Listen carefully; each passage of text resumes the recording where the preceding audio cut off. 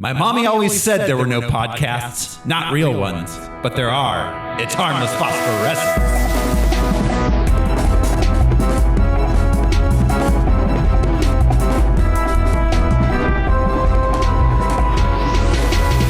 Hello, everyone. This is your host, Thoreau Smiley, and I'm a beautiful, beautiful butterfly. Who's joining me this week? I'm Josh Cece, and I would love to know what is in fucking inside me. About 2 pounds of Twizzlers. Exactly. I'm Brian Lesh. Who were you expecting? Santa Claus? Yeah. I'm Jeremy Reed. Kill me. Kill me. And I'm an unexpected benefit from the genetic process. I'm Alaric Weber. Indeed. We didn't see you coming, but we're glad you did. Benefit And this is Harmless. Hide your hearts, girls. Al's coming. And this is Harmless Phosphorescence, your deep dive movie podcast where we pick a theme or a series, we watch the movies, we gather some research into the production and source material, and we tell you all about it. When I slur my words. This show is brought to you by our patrons. Patrons like executive producers Michael Beckwith and Atticus Burkett. You want to be a patron too? Go to patreon.com/harmlessentertainment. It's super easy. It only costs $1 a month to start with. You can do more if you want. We won't tell you not to do that. But $1 is all you need, and you get a ton of shows that aren't available on the main feed. We just put up Dr. Detroit as our monthly movie for August. September is going to be Head, the Monkeys movie, written by Jack Nicholson. It'll be great. That is patreon.com/harmlessentertainment. But this time on Harmless Phosphorescence, we are in the midst of our Alien series. And this week we are watching Alien Resurrection. On November 26th, what was dead Who are you? Ripley Ellen, Lieutenant First Class. Ellen Ripley died 200 years ago. shall be reborn. What's going on here? What was destroyed He is breeding an alien species. will be resurrected. Wish you could understand what we're trying to do here. Now they brought it out of you. Not all the way out. You want to tell us what this is? It's a queen. She'll breed. You'll die. What is that?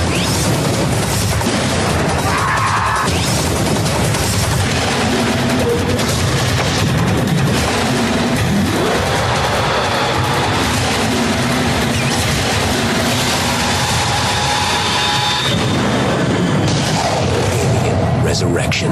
Rated R. November 26th, only in theaters. Alien Resurrection. That's the worst trailer I've ever seen.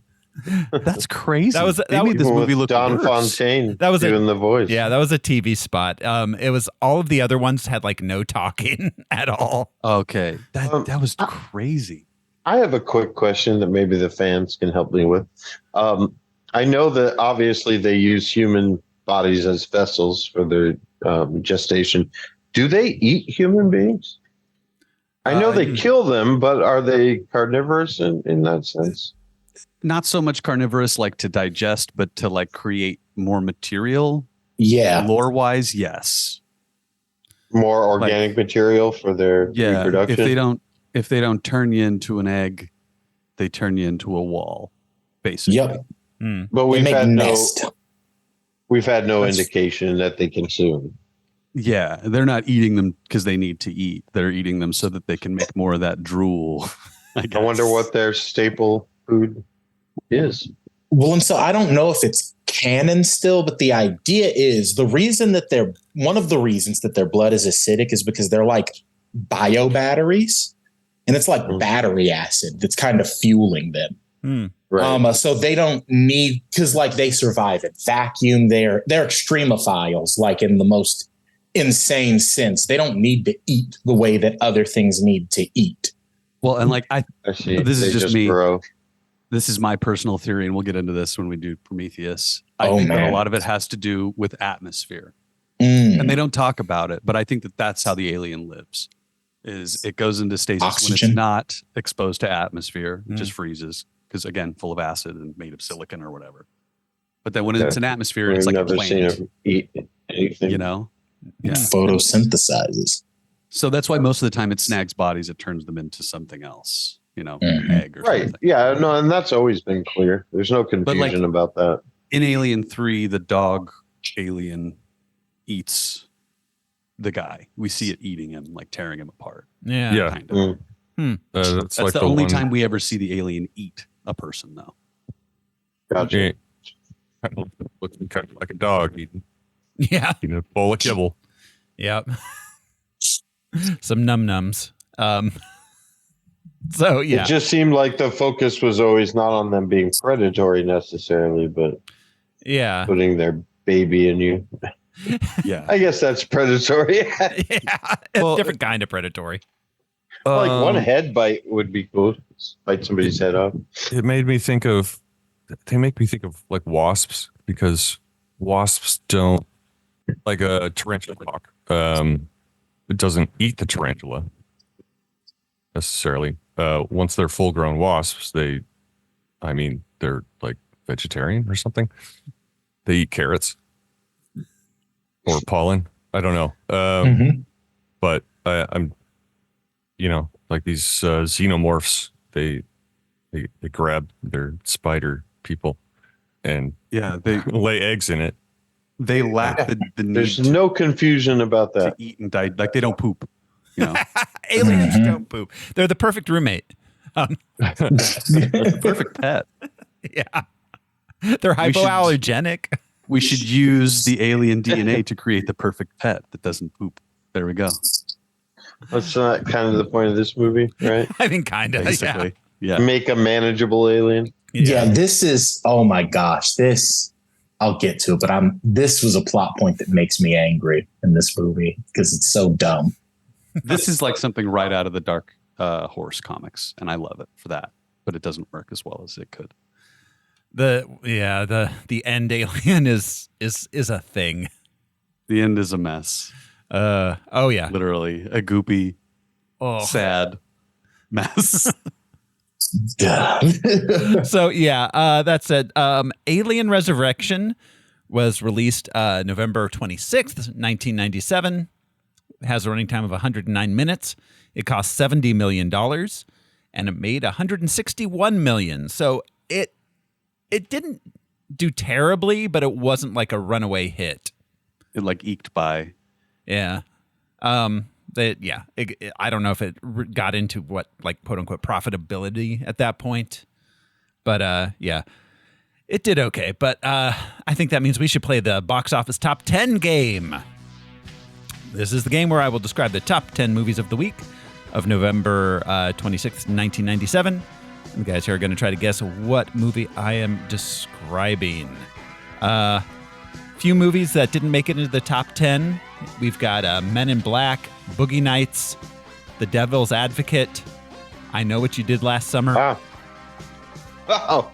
Well, I like all of those movies. On, right? They didn't open. Yeah, they had been. No. Those were all just in theaters at the time.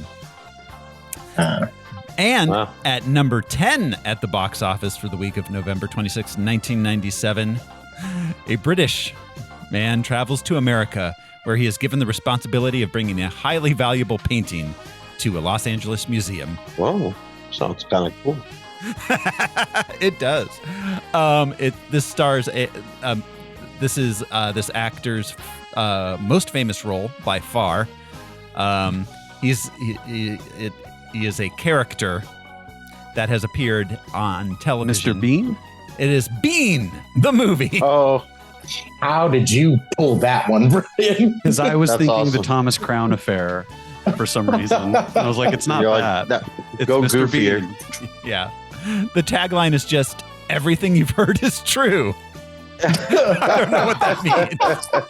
I have an affection for Mr. Bean. I can't help it. Yeah.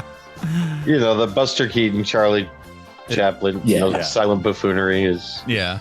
It's artful, especially because Rowan Atkinson has a very acerbic wit when he speaks. Yes. He's brilliant. But his most famous character. Did you guys see the Olympics in London, the opening ceremonies with him and the tails and everything? Yeah, that was great.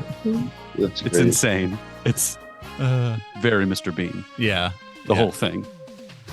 At number 9 this week at the box office, a U.S. Army colonel. I'm sorry, no, I clicked the wrong one. What is he in a major? Where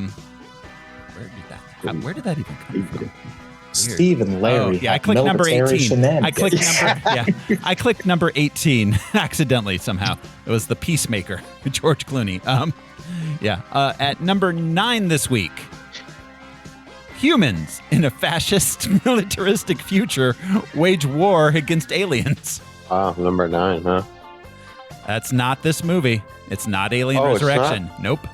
Oh, shit. Starship Troopers? Starship Troopers. Oh. I want to do that one, man. That's a good movie. That is a fantastic movie. Yeah. It is. That's how you use Space Marines. Yeah. That's how you do satire. Yes. Absolutely. That's how you make the right wingers not understand its satire. Well, they don't understand that when it happens in most movies that are satire. I think that's where Alien is headed as a franchise, though. I think that we're headed to something like that. Interesting. Fingers crossed. Interesting. This Resurrection had strains of that in it, like just little threads of it running through. At number 8 this week, this is a re-release of a film. A princess makes a Faustian bargain in an attempt to win a prince's love. The Little Mermaid? The Little Mermaid. Oh, that good. is a Faustian bargain, yeah. Yeah. At number 7 this week. Wow, I forgot about this movie. A visiting city reporter's assignment suddenly revolves around the murder trial of a local millionaire whom he befriends. Starring America's sweetheart, Kevin Spacey. See no evil, hear no evil? No, but evil is in the title. It's directed by Clint Eastwood. Oh. This dude is evil. This dude, Kevin, is evil. It's John Spacey. Let's see, we've got John Cusack is in that as well. It takes place in, I believe it takes place in New Orleans. Is it City Hall? No. Or it's Face of Evil. It's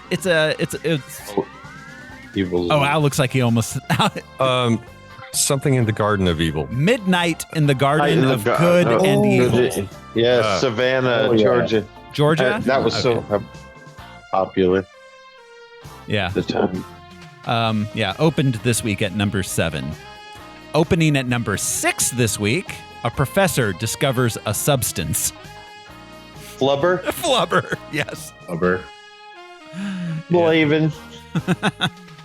Yes, Flubber. Opening. Which I'm sorry, that was a fun remake. Yeah. I actually never watched the Flubber remake. Really? It's surprisingly good for all those remakes. I mean, I don't know.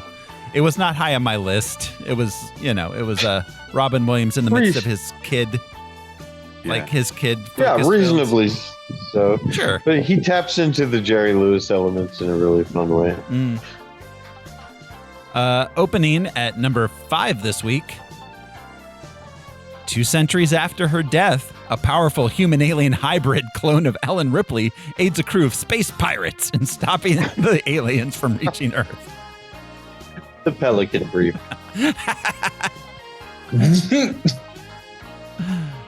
Opened at number 5. Not a great showing for an alien movie. For a franchise film. Yeah. Well, and especially to recover from the third one. Yeah. Yeah, at number 4 this week, an imprisoned IRA fighter is freed to help stop a brutal, seemingly faceless assassin from completing his next job. Seemingly faceless. And faceless was in quotes. So, all right. Yeah, they can't identify him, but it just sounds like he lacks a face. Yeah, no. Jackal? The Jackal, yeah. Bruce Willis, Richard Gere. Remake of... cool, man. Yeah. Remake of the 70s one, right? Faceless was what got it. Faceless. Opening at number 3 this week. An underdog lawyer takes on a fraudulent insurance company. Starring Danny DeVito and Matt Damon. The Rainmaker? Yeah, Francis Ford Coppola's doing John Grisham. I feel like that was the last good movie he made. Having not yet watched Megalopolis. Yeah. So far. Somebody's going to talk to a movie, is going to talk to the screen in Megalopolis. No. That's crazy. And I guess, obviously, like, if he has a story to follow, you know, he can do a pretty good job. The Godfather being a great example.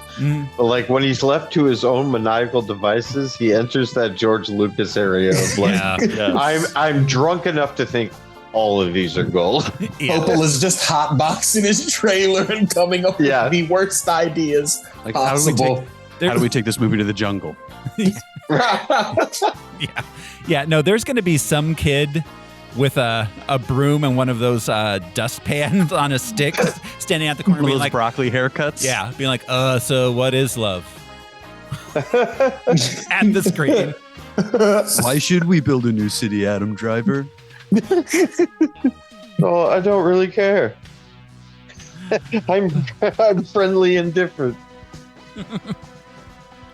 I want it to end like Citizen Kane. I just want him to rip off the end of Citizen Kane at the end of Megalopolis. I want Adam Driver on his deathbed saying the equivalent. I want him to say Megalopolis. That's what I want him to say as he dies. What did it mean? It was his beloved film project. Like, we should call the city Megalopolis. And then looks at the screen and then dies. Christopher Nolan can direct that death scene. Does the Marion Cotillard death? He turns to the camera and says, and the time to enroll is now.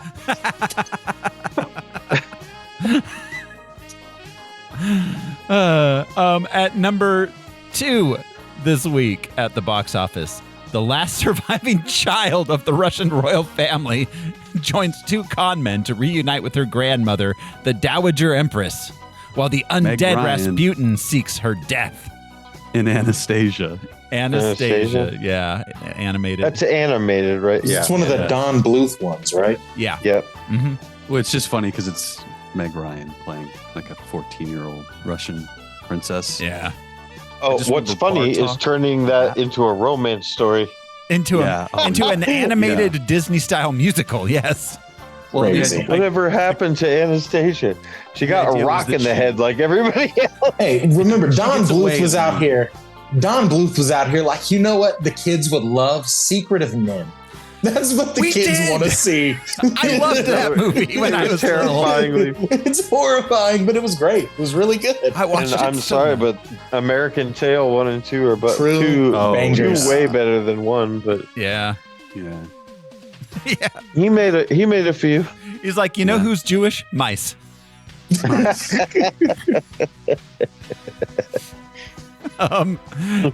Opening at number 1 this week.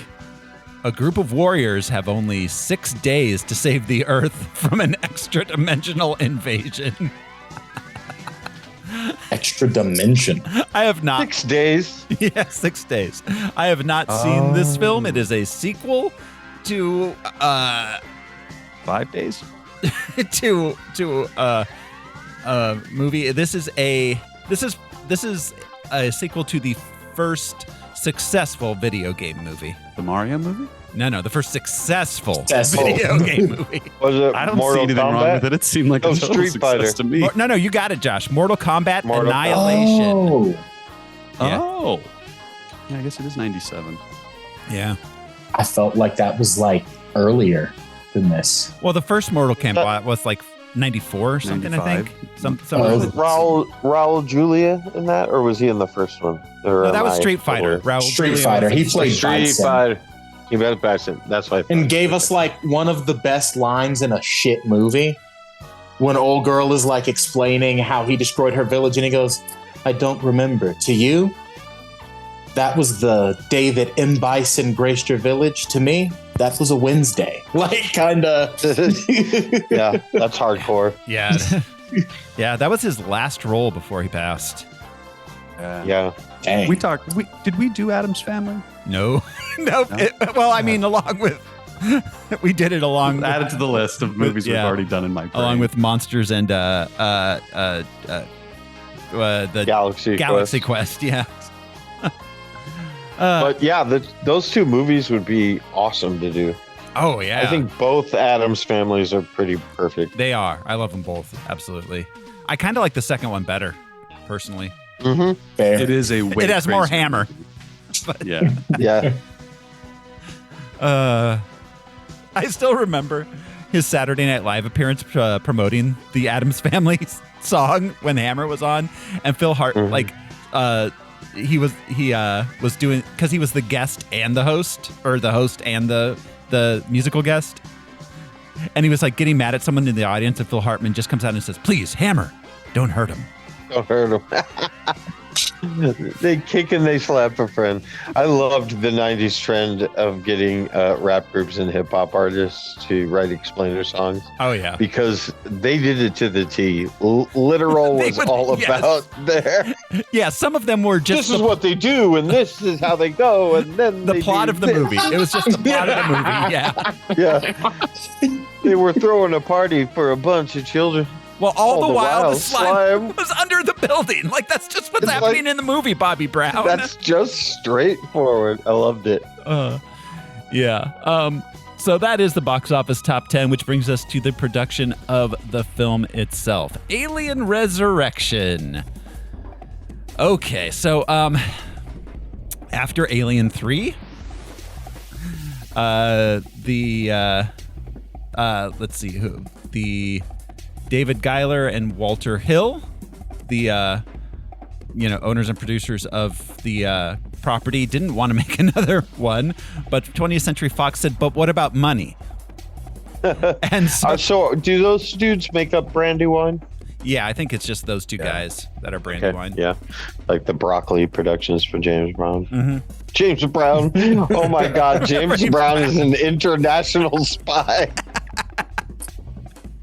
Just constantly being like, but I know crazy. Get on the good foot, or else. Or I'll shoot it off. So they started by just hiring Joss Whedon to write it. That was pretty much their whole idea. It was Joss. It takes place 200 years later. Write a movie. They did. You can tell it's his dialogue. 100%, which is why it's crazy that they hired the director they hired, because it has that Joss Whedon dialogue being directed by a man who cannot speak English. And he's French, right? Yeah, he's French, and he literally doesn't speak English. Shot that makes so much more sense now. But it's shot like a French film. 100%. Or like a new wave French film. Absolutely, yeah. The setups that he starts This has with. some of the most beautiful moments in Alien in a weird way. Yeah, absolutely. My question is this. Along Joss's progression as a human, when did he decide that women having children weren't monsters anymore, and women who couldn't have children were monsters? Right. I think it was all those years writing for the Golden Girls. Yeah. It warped his. So or was he on Golden Girls or Roseanne? I thought it was Roseanne. Yeah. He may have written for Golden Girls, but yeah, he started out on Roseanne. He wrote the episode I remember is when Darlene had to read a poem in front of her class or something. Oh, I remember that. Yeah.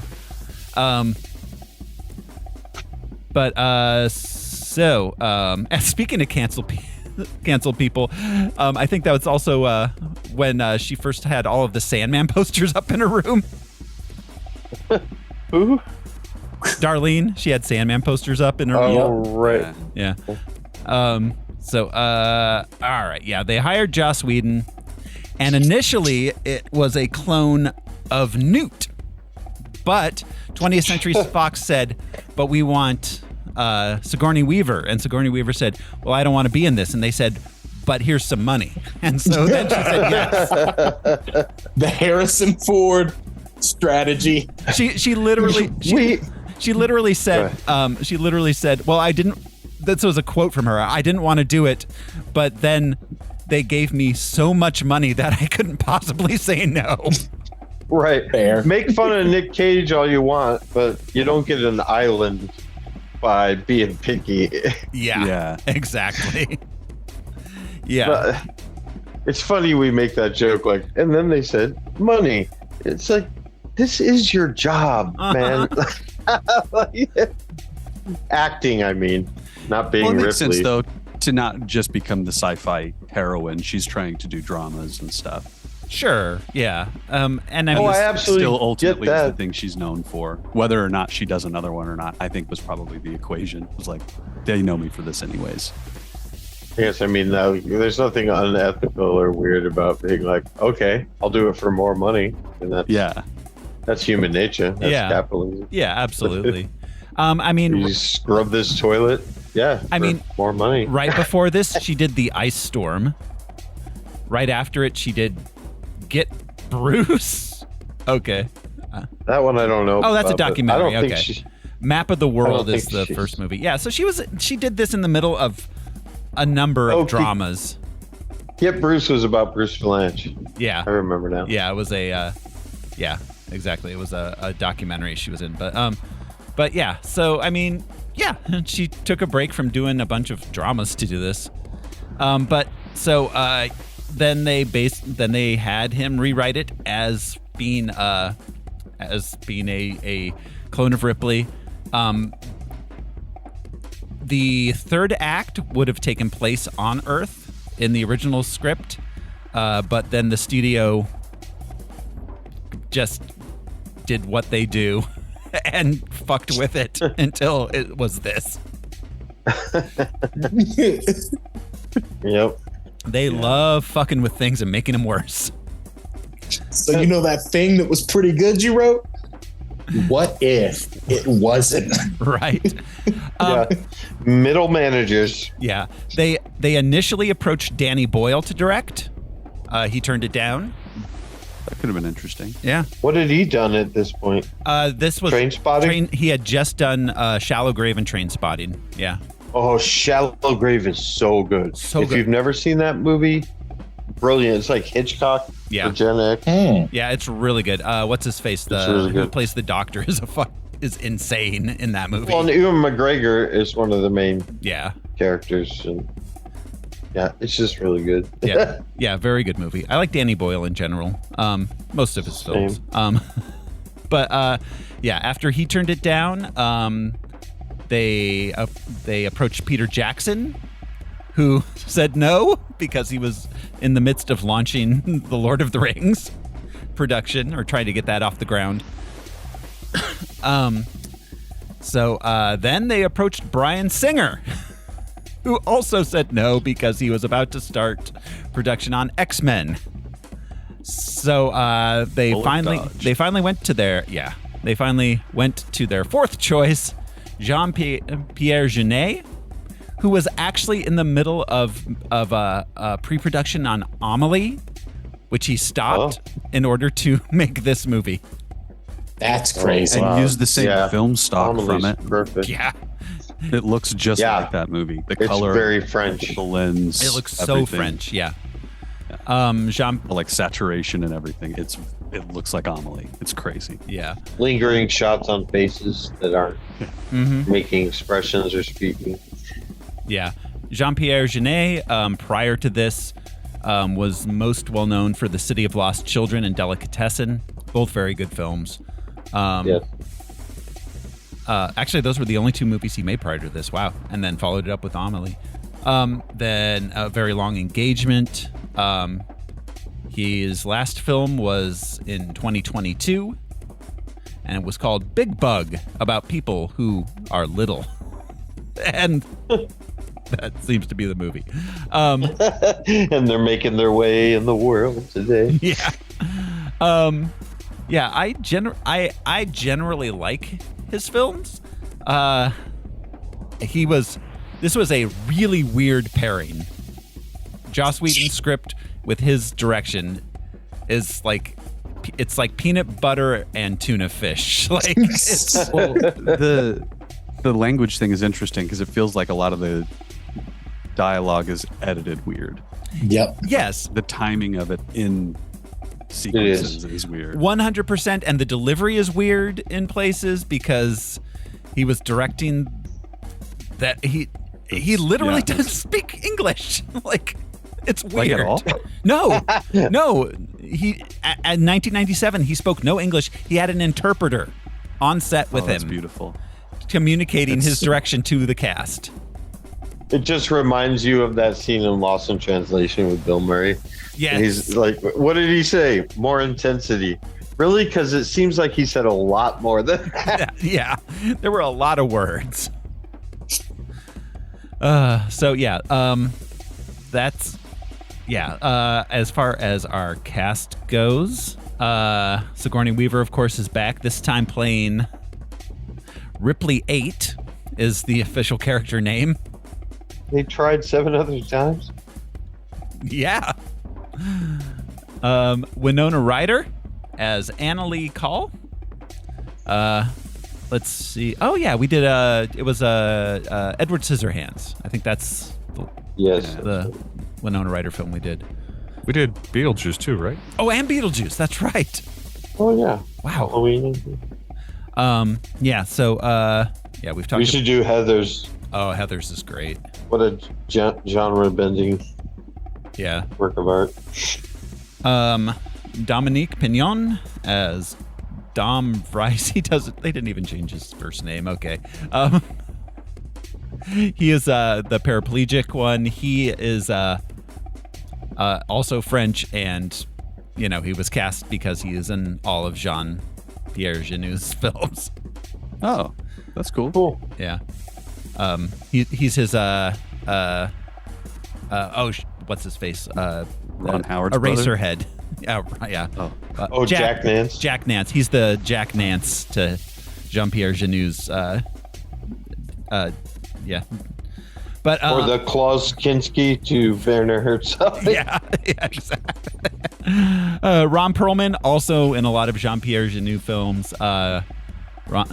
City of Lost Children. Yeah, he was in that. Yeah, he played the bodybuilder in City of Lost Children, the strong man.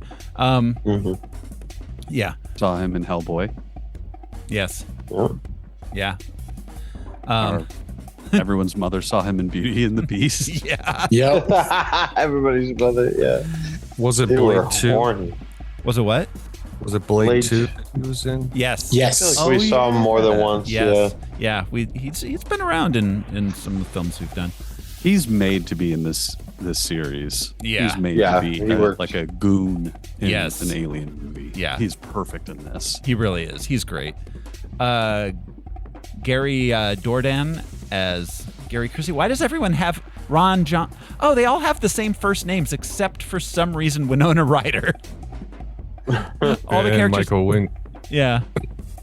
Huh. Weird. Yeah. Gary At least- Dordan is Gary Christie, and Yeah. Ron Perlman plays Ron Johnner. Gary. Probably easier for the non-English speaking director. Yeah, probably. Oh, yeah, that makes sense. Well, and they God. all. I mean, it is an Alien franchise thing to only provide a last name for characters. Yeah. Mhm. Well, and playing games with names. We saw that in the last movie. Yep. Yeah. Gary Dordan is Gary Christie, the first mate of the Betty. Let's see. He's best known for Weekend at Bernie's 2. And Two. Not even the first one. Just bury the poor bastard. Right. Yeah, he's starting to smell. Yeah. Yeah. Isn't the weekend over? You don't need his house anymore. Let's see. He did the voice of Crispus Allen in Batman Gotham Knight, a animated film. I don't know that character. Yeah, me neither. He's still working. He does a lot of stuff, but not a lot of stuff anyone's heard of. His most recent film is this year, something called Albany Road. Michael Wincott as Frank Elgin, the captain. The last time we saw him, he was trying to kill the crow He was the bad guy in The Crow. He's the bad guy in The Crow. Yep. He was also in Nope. Oh yeah. He was in. Was he the filmmaker guy? He's the guy who's the director. The perfect shot. Yeah. I gotta get the perfect shot. That guy. Yeah. This dude is real 90s sci-fi to me. Between this, The Crow, and Strange Days. Mm-hmm. Yeah. He is the perfect spaceship captain. Yeah. Pirate spaceship captain. Yeah. He's in one of my favorite movies of all time, Dead Man. Oh. Yes, he is. I love that movie. He was great. He was the bounty hunter that couldn't stop talking. Yeah. Yep. You showed me that movie. It's one of my favorites. I own it. So good. I just randomly Modern Western. When I saw it, I just randomly picked it from Casa Video one night, like in the 90s. That's Johnny. Yeah, that's what I'm talking about. Back when you watched whatever DVDs and videos were around. Yeah. I watched that late one night on drugs, and it was awesome. Kim Flowers as Sabra Hillard. That's the assistant pilot, the one that Elgin has the foot fetish with. He's like licking her toes in that scene they have together. But let's see. She was in Clear and Present Danger. Nobody's Perfect, a 1990 comedy I've never heard of. She in Clear and Present Danger. She's a restaurant hostess. It's a pretty small role. Okay. Danger I was watched that recently. Yeah. She was also in Fear and Loathing in Las Vegas. She played a lounge lizard. Oh. She hasn't. 1998 is the last credit she has. She kind of just dropped out of the industry. Dan Hedaya as General Martin Perez. This is weird casting. Like, I like Dan Hedaya in general, but as the general, it's weird. So the next movie, if we just choose random movies, I want to choose Dick. Anybody ever seen that movie? So the good. Nixon comedy. And Dan Hedaya plays Nixon, and he somehow just nails it better than Anthony Hopkins in all of his stuff as Nixon. Yeah, no, he was great as Nixon. But yeah, Dan Hedaya. It's a fantastic movie. Yeah. I first knew him as Carla's husband, ex-husband Nick on Nick Cheers. Tortelli. Yeah. Oh, he got a spinoff with what's-her-face, Casey Kasem's wife. Yep, the Tortellis. Yeah. Also, I remember him from Clueless. Yes, Clueless. It was a movie Jude watched recently and was like, this is good, but why the weird incest thing? He also played Nick from Family Ties' dad. Oh, wow. Yeah. Oh, yeah, Nick. Yeah, Nick. He was in Blood Simple. Yep. Oh, The Adventures of Buckaroo Banzai Across the Eighth Dimension, a movie that we will do on this show someday. We absolutely will. Yeah. RoboCop, right? That same actor. Yeah. Banzai? Yeah. Buckaroo Banzai was what's his face? Peter. Oh, Peter Weller. Peter Weller. Yeah. But yeah. RoboCop, motherfucker died, and they still made him go to work. God damn it. J.E. Freeman as Dr. Wren. He's the doctor that they shot Winona Ryder.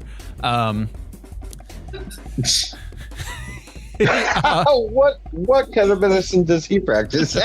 Bad alien medicine. Yes. Yeah. The unethical kind. Yeah. I start with a bullet wound and then I go from there. He's a character actor. He's been in a bunch of stuff as like the sixth or seventh lead. Like he was in Ruthless People, The Couch Trip, he was in Wild at Heart. Huh. Couch Trip is a good one too.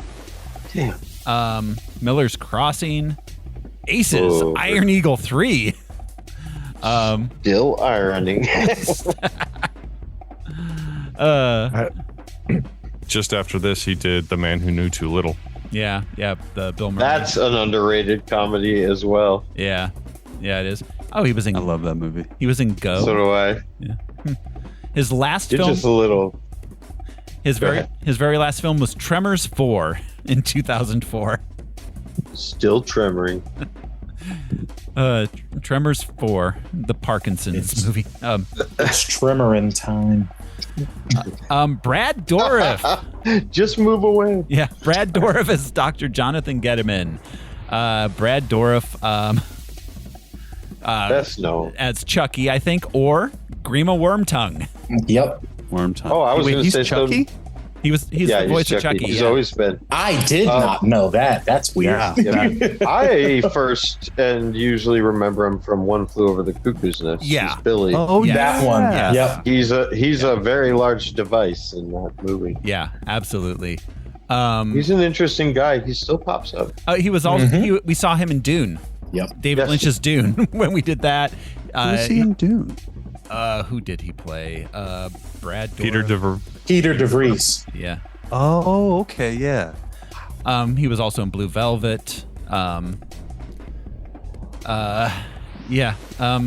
He's still working, still making movies. That dude can crank the creepy up to 11. Mm-hmm. Yeah, those eyeballs. Yeah, absolutely. Oh my God, he was in Bad Lieutenant, Port of Call, New Orleans. Let's see, Raymond Cruz as Vincent Stefano. Raymond Cruz, better known as Tuco Salamanca. Mm-hmm. I did not recognize him until the end. And he was like, when he was like, "Whoa, you're a robot!" I was like, "Tuco." Yeah. Yep. He starts getting all excited, like Tuco would. He was in Clear and Present Danger also, right? I haven't seen Clear and Present Danger in a very long time, but let me look right now. Or Patriot. He worked a lot. We just didn't know who he was. Training Day. Yeah, Training Day. Training Day. He was in Clear and Present Danger. He was also in Operation Dumbo Drop. The Substitute. He's one of the Rock. The guys who get stuck in the Broken jungle. Arrow. He played a soldier a lot. Yeah. I mean, it's had a him bit and part- Harrison Ford and Willem Dafoe in a movie. Like, it's crazy. He had a bit part in Gremlins 2. Oh, yeah. Yeah. He Oh, I was think the- I remember that. The messenger. Wow. Yes, we pointed him out. I remember that. Wow. There's a whole lot in mail that movie. cart It's hard to thing. remember any single detail. Yeah. Yeah, that's a fever dream. Everything is in that movie. Yep, Jordan Peele thought it. But yeah, It's in there. Yeah. You're putting two words together like a child, but I'm here for it. I love it. That's in the movie. Yeah, but Raymond Cruz, he's been working since 1987. Yeah. Le- And working well. Yeah. Dude comes to work. Leland Orser as Larry Purvis, the guy who had the alien implanted. He is, let's see. Was he in a Bond movie? He's like a bad guy. He was like a don't- bad guy's henchman. Or a James Brown movie. He was in The Bone Collector. As I think he was the Was he the bone collector? I think he was the collector of bones. Yes. I finally have that bone I've been looking for. He played Wesley Owen Welch in Daredevil, the Ben Affleck Daredevil. Oh, yeah.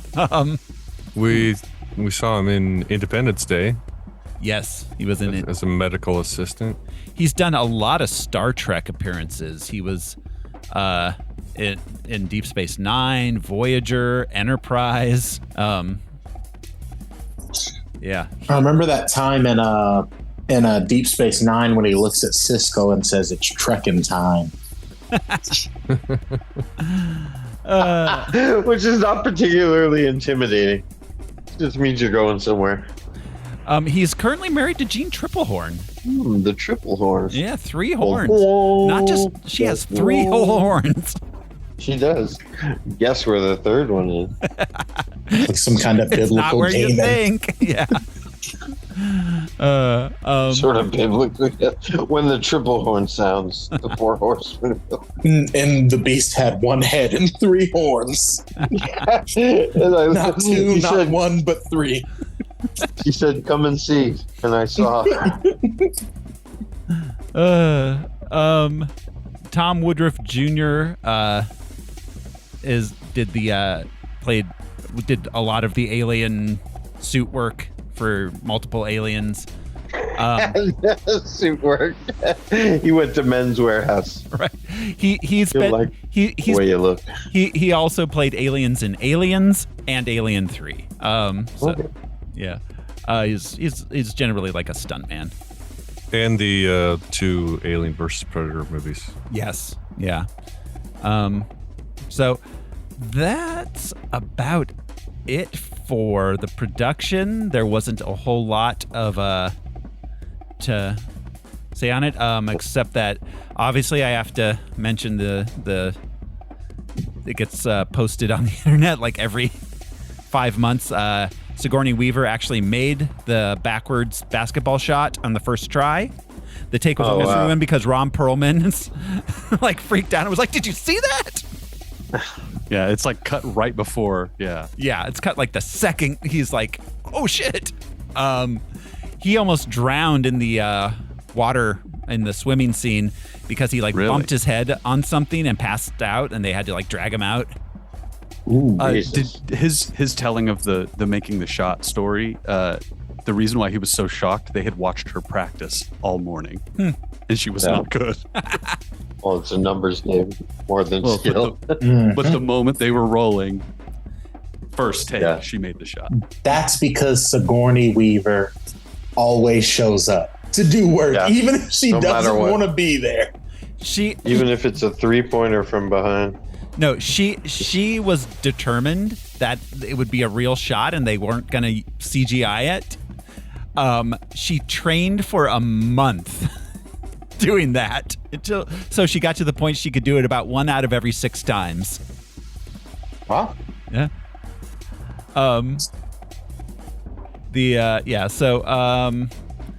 The Alien Resurrection has 55% critics score on Rotten Tomatoes, 39% audience. The audience is right. This and it was reviewed by Siskel and Ebert. Hell yes. 100 years after her death, Sigourney Weaver is cloned back to life in Alien Resurrection, one of the big new films we'll be reviewing this week on Siskel and Ebert. I'm Gene Siskel of the Chicago Tribune. I'm Roger Ebert of the Chicago Sun-Times. The Alien series of science fiction thrillers, which began so promisingly in 1979, has finally run completely out of steam. And if you doubt that, consider Alien Resurrection, the 4th in the series, where the original ideas that distinguish the first 2 movies are replaced, as they were in the 3rd, by countless shots of monsters jumping up and scaring everybody. Sigourney Weaver stars once again and is very good, the best thing in the film, as Ellen Ripley, the space scientist who killed herself at the end of the 3rd film to put a final end to the evil aliens, but alas, she didn't succeed. Now 2 centuries have passed, and a drop of her blood has been cloned to bring her back, personal memories and all. It's a queen. How did you know that? She'll breed. You'll die. Incredibly, a secret military faction needed Ripley to act as a foster mother for a new generation of aliens, which a galactic government wants to study for medical purposes.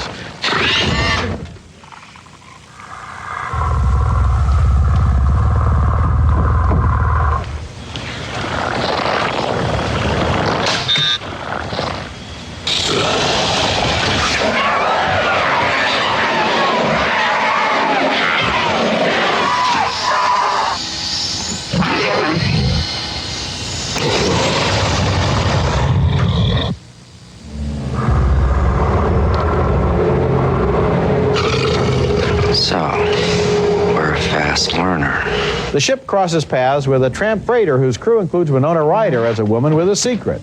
Ryder is a gifted actress, but she's never really convincing in this film. She doesn't have the ferocious concentration to go up against the grim Weaver character. They've taken it out of you. Where is it? Is it on the ship? You mean my baby? There isn't a whole lot of plot, just enough to support the movie's premise, which is that this alien form reproduces like crazy and has only one speed, all-out attack. Moving! It's jammed! In her review of one of the Alien movies, Pauline Kael called it an example of the Boo movie. things jump up and go boo, and we're supposed to be scared. When they jump up once in a long while unexpectedly, as they did in the 1979 Alien, we were scared. But in Alien Resurrection, the characters are unfocused, the plot is piecemeal, and the monsters are putting on the same old act. Boy, it wore me out very quickly. Yeah. And the premise, Roger, the convoluted story, I mean, of setting this up, I mean, I'm lost in 15 minutes. I'm glad you explained it. Now I figured out what was going on.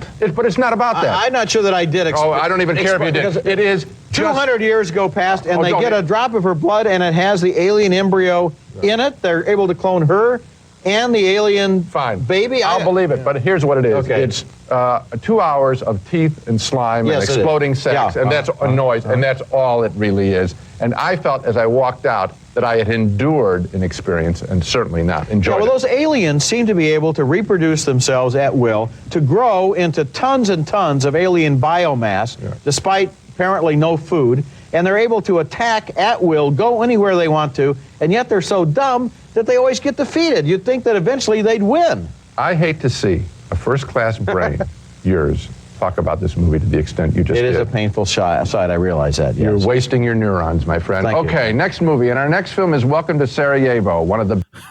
Ooh. Wow. They eviscerated that. Yeah. I mean, I will say, to counter Roger's point, is that it's sort of a different brand of alien this time around. They have this sort of hybrid human. It would make sense to see it more. Yeah, they're a little more human. Ripley's a little more alien. Yeah. Right. Problem solving. Ripley's a little more sassy this time. Oh, she's cold as fuck. Yeah. Yeah. So, they did not like it. Which goes to the like Frankenstein parable kind of thing. Like, you can bring it back to life, but is it the same thing? Mm-hmm. Ripley is Theseus. Yeah, exactly. Yeah. Like, you took all my bad qualities.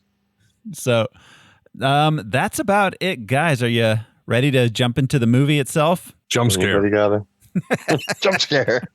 Monsters. Aliens. Here we go. This is Alien Resurrection. We open with an extended credit sequence over a bunch of close-ups of growing clone parts. Then we cut to the... With that weird lens bubble. Yeah. And the viscous... it's like it looked like the inside of a colon. This movie was very wet. It's a very wet movie. Yeah. Fleshy title sequence was what I wrote down. Fleshy title sequence. That's perfect.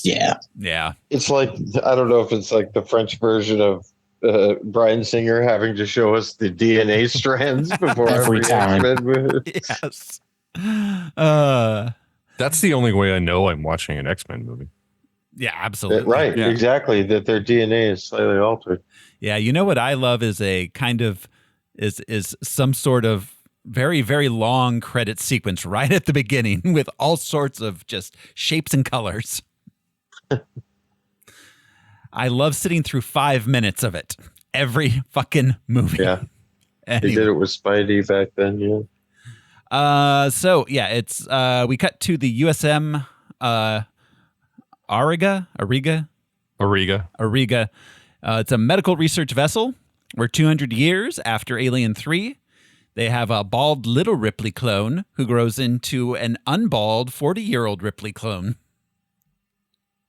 My hand automatically wrote down United States military, and then I did a double take. United Systems. Military. I don't know. Yeah. United Systems military, but the United Systems idea, though they didn't explore it much, that intrigued me. I'm assuming that Walmart reestablished the U.S. government galaxy-wide. So that was Yep. That was So that was only in the director's cut, the Walmart line. Forgot there's a director's cut for this movie. That's how little I give a shit about this movie. Yeah. Wayland Yutani no longer exists, which is interesting. They were defeated by Walmart at some point. in single combat. In fact, putting those mom and pop corporations out of business. One of the Waltons and one of the Wayland heirs fought in a pit. Yeah. Alice Walton. I wouldn't fight Alice Walton. No, she fights dirty. Yeah, she does. She's gonna throw sand in your face and then like grab your balls. But Jesus. Allegedly. Yeah. They once Ripley looks 40, they remove the little alien queen baby from her chest. They're surprised Ripley's still alive and healthy, as she was only created to get the alien baby. So they put her in a bag in a room, and she does an interpretive bag dance. That's an allegory for being born. Can we keep her, Pa? Yeah. Yeah, exactly. She did a lot of like hand, like dancey hand motions in this movie.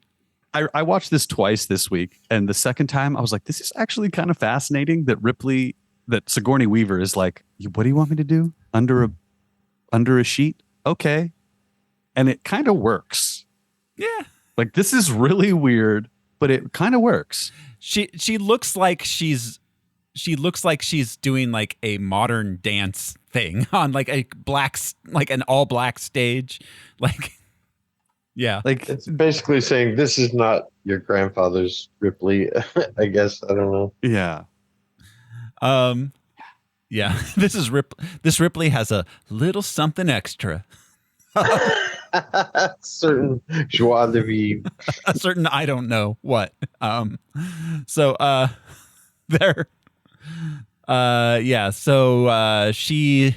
We find out the military scientists made her with the alien using blood samples from before she died. Much easier to get those than blood samples after you're dead when you fall into a vat of fire. I guess that's all it would take if you had advanced cloning technology. Yeah, sure. I guess. I mean, if I assume Walmart's at some point created it. Yeah. They just had one of those like pop-ups inside a Walmart store. They ran it down there real quick. It's like right next to the eyeglasses place in the front of the Walmart. Jurassic by the Park, coin machine, the Coinstar machine. Yeah. Jurassic Park, they cloned dinosaurs from the blood that they extract from mosquitoes. Yeah. True. I would just love if there was a scene with, after they murder somebody on this ship, then there's security camera of them at Walmart buying a shovel and bleach and rubber gloves, manure. It's amazing how many people get busted that way. I mean, yeah. Like, we were not cleaning up a body. I just needed these things. That's at all. 2 a.m. So I also got beef jerky. Yeah. Don't sweat me. The xenomorph's queen's DNA is combined with Ripley's. There's an embryo inside it. The scientists extract the embryo, raise it, and collect its eggs, while keeping Ripley 8 alive. They train her, show her pictures of gloves, give her a fork, which seems inadvisable, seeing as she attacked someone just the scene prior. So it's like instead of corporate greed and military contracting, it's about science. The scientists. Yeah, the scientists are the ones who are like, we need this for fun or something. We want to be able to train them. Do we train them like dogs? Let's see. No. It turns out they murder us all. Okay. I'm going to go ahead and show my hand and give my biggest gripe with this movie. If you create a human being who you can reason and speak to that has all of these superhuman abilities, wouldn't you want to try and figure out how to clone more of those rather than the unstoppable fucking mindless super eating fast machines? breeding Yeah. mindless killing machines? Yeah, that's a good point. Clone Ripley 8, the first time she does some of that superhuman shit, I go, whoa, guys. Let's ice every xenomorph We've cloned up to this point, and They're let's just insects. stick with this. That actually that makes so much more sense. You'd want more Ripleys, not more aliens.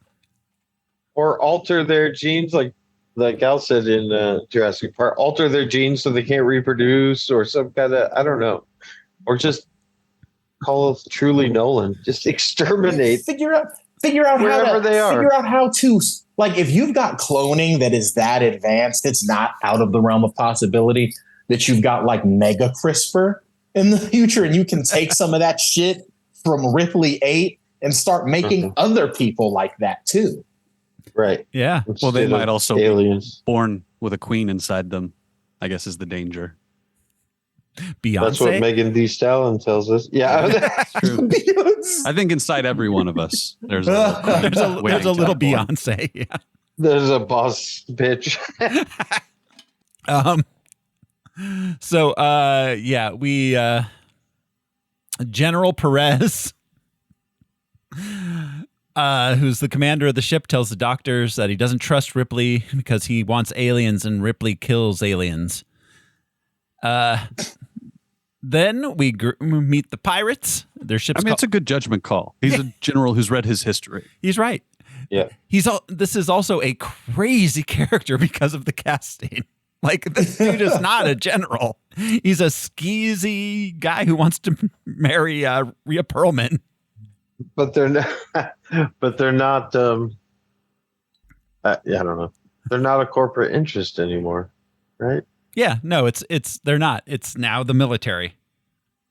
But it's not the military. That was my point. It's not the military. It's this United, whatever. United Systems Military. Systems. Yeah, but no longer the government's military. Yeah, no, that's the government, right? No, I guess that is the government. That's the new galactic or whatever government. But they're like kind of working off the grid a little bit. Like they're kind of, This is a black site. Yeah. Yeah. Yeah, that's what I'm getting at. I don't know that they're. Yeah, I don't know that they're ranked militarily in the military. That their own made up kind of. Yeah. Paper money. That's always nice to see. Yeah. In the future. Well, it's very hard to come by. I guess so. Probably hard to spend. Yeah, probably very hard to spend. But again, it's indicative of where we're at even 200 years in the future. Whatever, it's find bitches, get money kind of thing still. Yeah. This is the first alien film in which we actually see the Earth, isn't it? Like, I think so. Yeah. We never went to space. Prometheus, we get, I guess it's the first one, but in Prometheus, we do see them on Earth, I think. Aliens,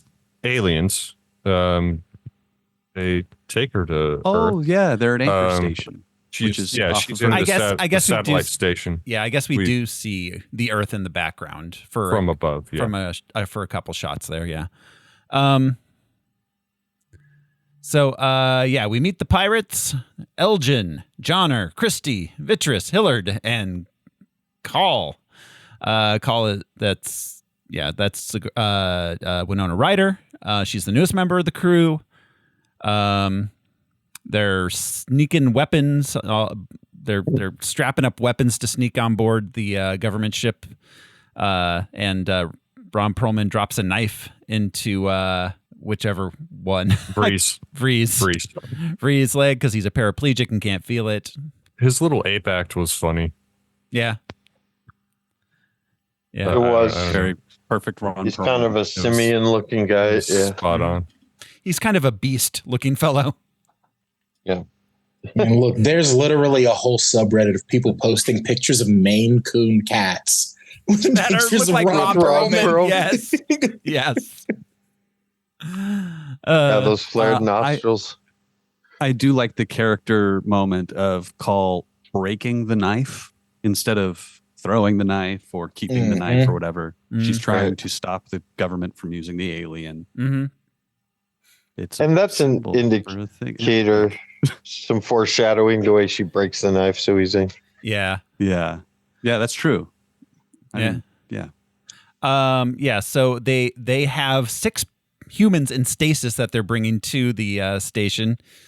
Always waiting on somebody to arrive. Yeah. So yeah, You're muted, Al.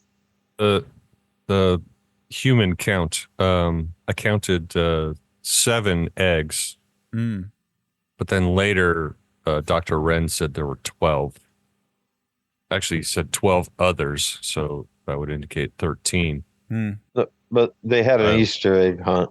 They had an egg hunt. So there were some that got lost. Yeah, we didn't find all of them. There's somewhere out there. There's a little alien pod has like $1 and a chocolate coin in it. So the scientists are going to use the humans as hosts for the aliens. The Betty crew bored. They sneak on their guns. Ron Perlman has a thermos full of stuff and guns. The gun thermos. Yeah. The captain and the general have a private meeting in which he gets a cube of whiskey. Yeah, the dehydrated whiskey. Yeah. Those are cool, like little one-off effect shots. Yeah, I like They are. I think more of that should be. Yeah, I like. That's what I meant about the cash money thing. Not that it's ridiculous, but it's antiquated. If you're going to create an entire world of the future, fuck with us. Show us shit we didn't imagine. Yeah. Star Wars had credit chits. Like, right. Or at least, yeah, exactly. A barcode or some kind of a thing. But that's like every heist movie, or, like Paulie always got his tribute. Motherfuckers literally just getting the same briefcase that they pass around in every movie. Yeah, exactly. Because there's 12 of those over in props. So the whiskey thing was fun. Like, show us how it's different. Yeah, I like that little world building touch. Yeah. I can't remember what it's from, but or it might be several different movies or franchises where like a certain currency is preferred over the generally accepted. Yeah. Credits. We see that in the Mandalorian and Star Wars. Yeah. Even in episode 1, he doesn't want Republic. Watto doesn't want Republic credits. Right. Yeah. But yeah, like Al said, the various kinds, but printed paper money indicates a treasury types. I don't know. It would make more sense if there were other items, precious metals or what have you. Something. And I mean, as now we're seeing, probably the future is going to be an all digital currency. Yeah. Like if you had a kilo of lithium, there's not enough. There's not a suitcase. That would have been interesting. Fusion materials or something. Yeah. Yu-Gi-Oh cards. Yu-Gi-Oh cards deal with the fortune of the future. My blue eyes. Pogs. Gold pressed latinum. Yeah, gold pressed latinum. The Ferengis are so funny because like you're in a post-scarcity society, guys. You don't need to do this. Yeah, but also Ferengis are the ones who are like those females over. Yeah. Ferengis were the original incels. A whole society of incels. Whenever gold comes up, it's funny. I know that gold is a useful metal. It's not just precious, but yeah, a gold standard that far into the future or past. Just like this whole rock is made of gold. My brother in Trek, we have replicators. Just make gold. Just do it. Yeah. But the replicator is an example of my point about the whiskey thing. That's just something different that helps put you in that world. Mm-hmm. If he opened a decanter and poured it like, Michael Douglas in Wall Street, it's just like, what future? Why is anyone bothering with this future? Yeah. People going to work and shit. Yeah. Ugh. So, the Betty crew, they're staying the night. They're a bunch of chick skateboarders. The Betty crew. They so the captain and his girlfriend engage in some foot play while Winona Ryder sneaks into Ripley's cell. Quentin Tarantino ghost riding going hard. I was gonna say, now. I don't know if Whedon has a foot fetish, but that just seems so Joss Whedon. That was after the basketball scene. Yeah. Oh yeah, we haven't gotten to the basketball scene yet. That's right. So they meet Ripley. Ripley sings the shot of her dunking from below. Oh my god! Cringy 90s. Beautiful. Oh my god! Like a Nike commercial. I want to posit something about Ripley's basketball skill. Yeah, and it's this: if we must clone xenomorphs, see, because here's my thing. I don't think Ripley's basketball skills come from Ripley. I think that's something she took from the xenomorph. And here's my thing. If instead of colonizing and destroying planets, all we need to do is get the Xeno to work on his fucking jumper, bro. And we're cooking him in the league. Taking the league by storm. Because in space, white men can't jump. Yeah, no, it's a rebuilding year. They can jump really well. It's a rebuilding year. Yeah. Like, imagine if you popped one of those. Imagine if you had like a LeBron James xenomorph, man. Too tall. Way too tall. They just get mad at him for like moving Dikembe teams. Mutombo tall. They'd still say we wouldn't have cut it in the 90s. Yeah. One thing that stood out for me was this is the first time we really see a Ripley with a playful side. Yes. The alien did give her a sense of humor. Somehow. But she's toying with Ron Perlman just like you would bully a kid on a basketball court. Yeah. They don't do a great job of explaining this, but I kind of feel like she's conscious of her previous existence to some degree. Oh, yeah. To some degree, yeah. They touched on it. She has some memories remained. Yeah. So it's kind of like, I think at this point for her, she's like, look, I am in this existential fucking horrific feedback loop of I can't fucking escape these things. Even if I die, I can't escape. So at this point, fuck it. We're having fun. I'm here. We're doing the thing. I have superpowers now. I'm going to enjoy this. And I was in the WNBA before I even got into the... I'm going to use a basketball to crush your balls. Yeah, exactly. It's like, oh, we're playing prison rules. Also, a lot of I don't have time for you people shit anymore. Yeah, I used to humor you people, but honestly, at this point, I know most of you are gonna die, and God has cursed me to live. So I don't. And care. I gave it credit. She was very outspoken, about Bishop and about androids in general, and not trusting them. And they didn't make her an android. But in many ways, she's android-like, Yeah. But the opposite of Bishop, and even Call, she says that like you're more humane than a human. That's how I knew you were.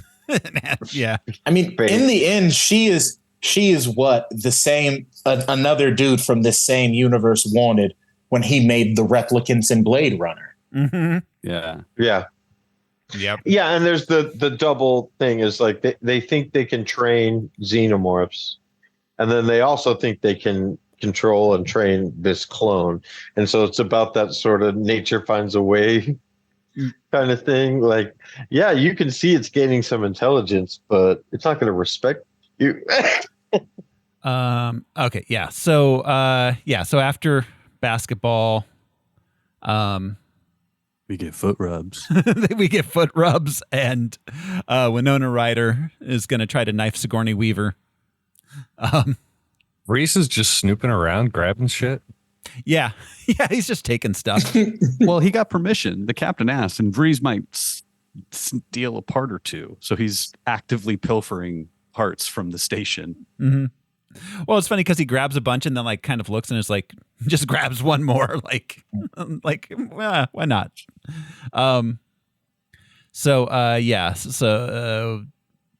This is where we find out that Ripley also has acid blood, and Winona Ryder does not kill her.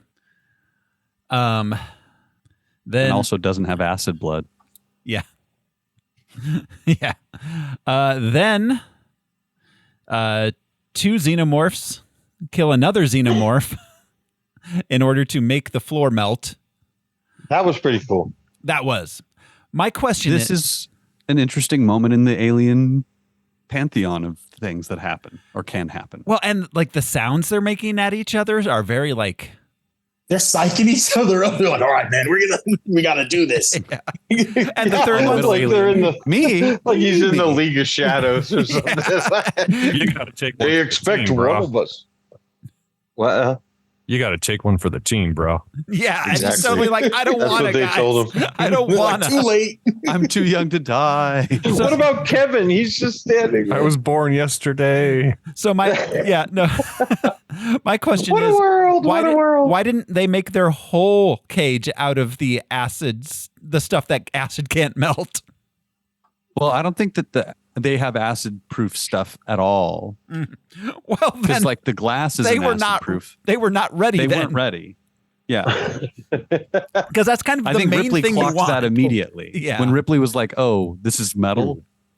Again, Yeah. every single floor is the same metal grating as we see everywhere. Should have been wood. Should have It's been all been. infrastructure week for centuries, been wood. millennia, even. It's still when the universe finally succumbs to entropy, it will still be infrastructure week. So they escape, and they get Gediman, Dr. Gediman. That's Brad Dourif. And Get him in. Get him in. Get a man. They get a man. They get a man.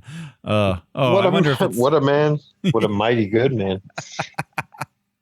One of my jump scares in this movie was when the alarm starts and General Perez wakes up and his hairy ape shoulders. he's so hairy. Yeah, Andrew's like, look at those. So, and immediately puts on his hat when he like sits up in bed.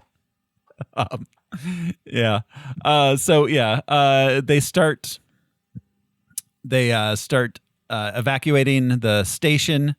All the soldiers get in escape pods, and then the general blows them up.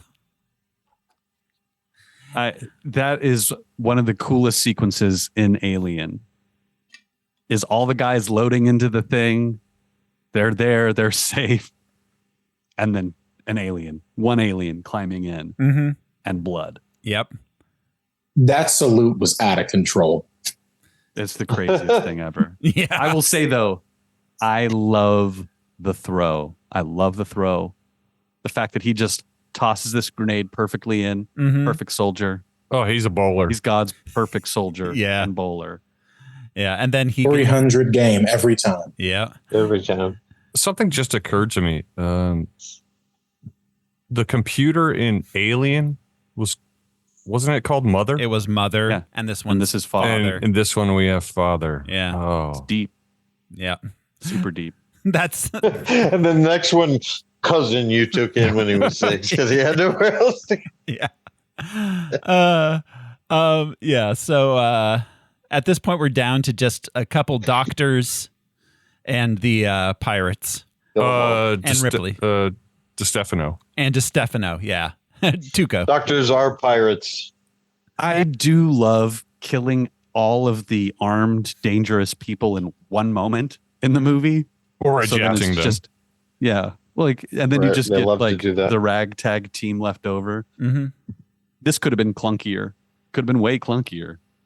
They played it off for laughs though instead, which is kind of dark. Yeah.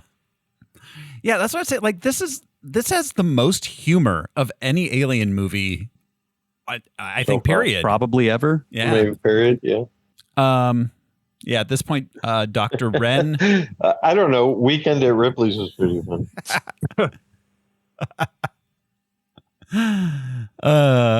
Dr. Wren joins the group and reveals that the ship's default is in an emergency is to return to Earth. This is obviously bad, seen as alien. Not self-destruct.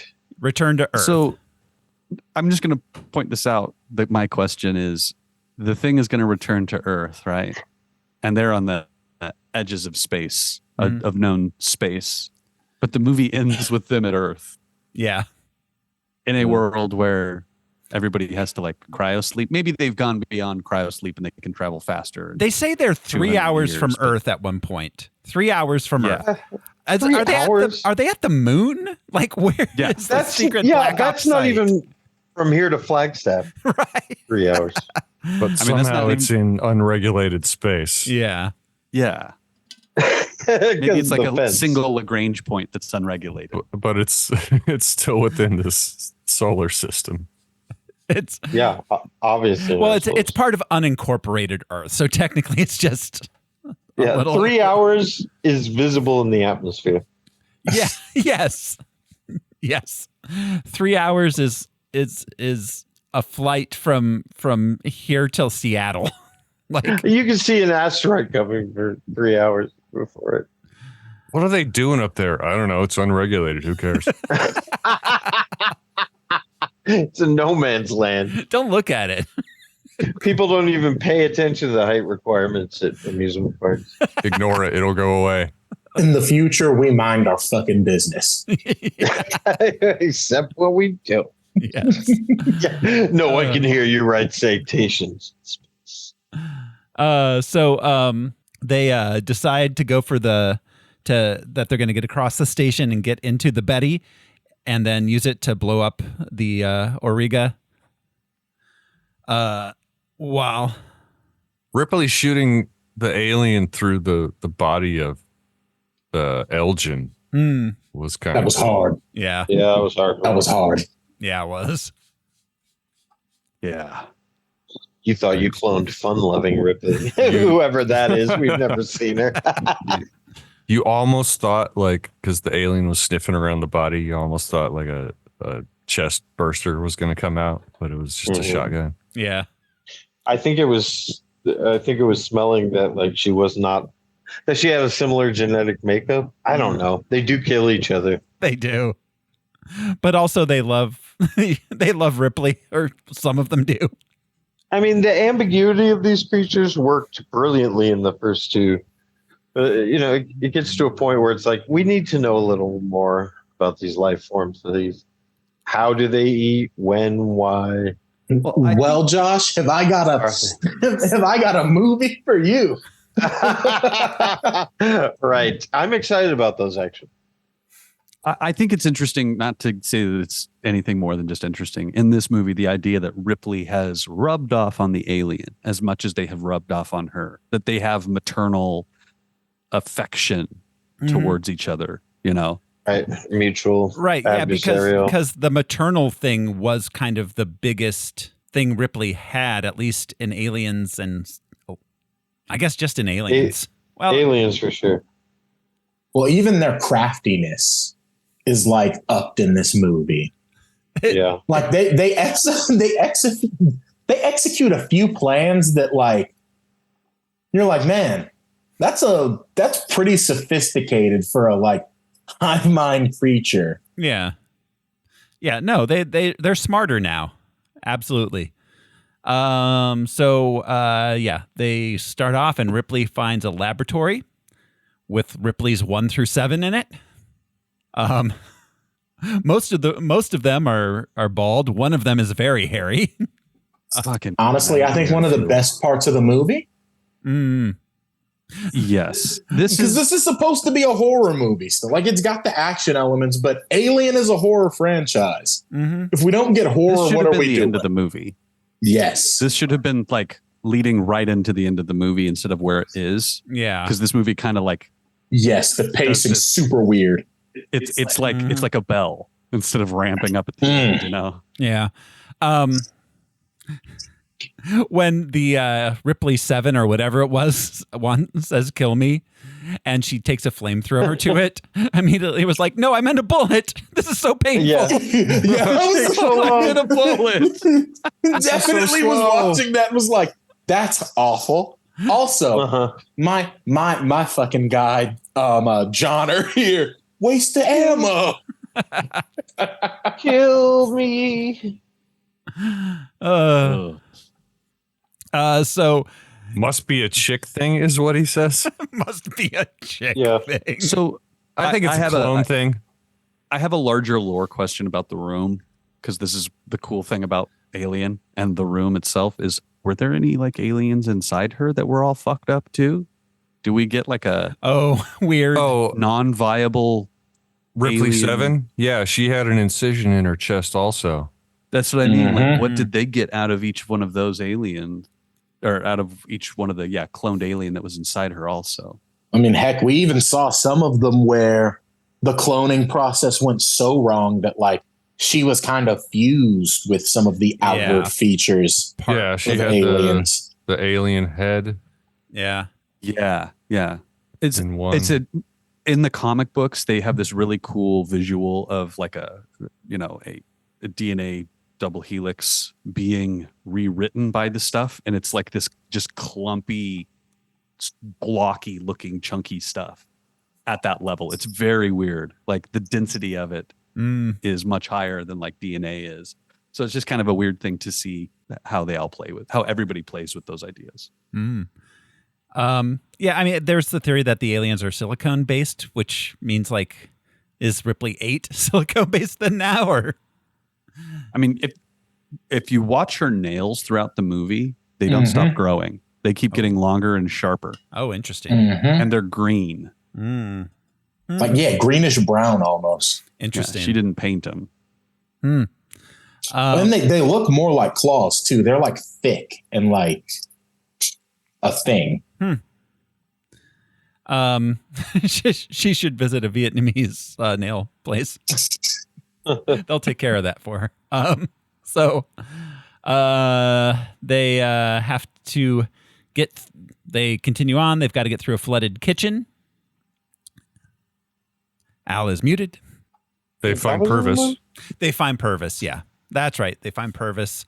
Purvis was hiding in the chicken coop. It was a funny moment when he kept asking, like, "What's in me? What's in me?" Yeah, she smells it in him. Yeah. What's in fucking side me? Yeah. And she straight up tells him. Yep. And he's like, very sugarcoat. detailed. Yeah. He's like, okay, then. Yeah. Alrighty. They have to swim through the kitchen to get across the thing, and then some aliens come in the water and are coming after them. Let's see who dies. The Hillard. Yeah. Hillard dies. They do kill one of the aliens. I think all that acid in the water is probably bad. Like, I wouldn't want to be in the water when the acid starts dispersing, blood starts dispersing into it. Yeah. Then when they get to the hatch to get out, it's covered with an alien sack, like amniotic sack over it. I hate it when I try to get out of the water and there's an alien sack covering it. And all the eggs around it. Yeah. Like, this was clever. It's a trap. Yeah, clever. Totally. Yeah. This is the second instance of them demonstrating new cleverness, I suppose. Yeah. So they get out and they have to climb up a ladder, and what's his face? The Vries is on Vries is on Christie's back. As they're going up the ladder, and then alien comes out, blinds Christie. This is the first time we saw an alien spit acid, right? I think so. Yeah. That's not. Yeah, it's like the little guy that got Newman in Jurassic Park. Yeah. Yeah.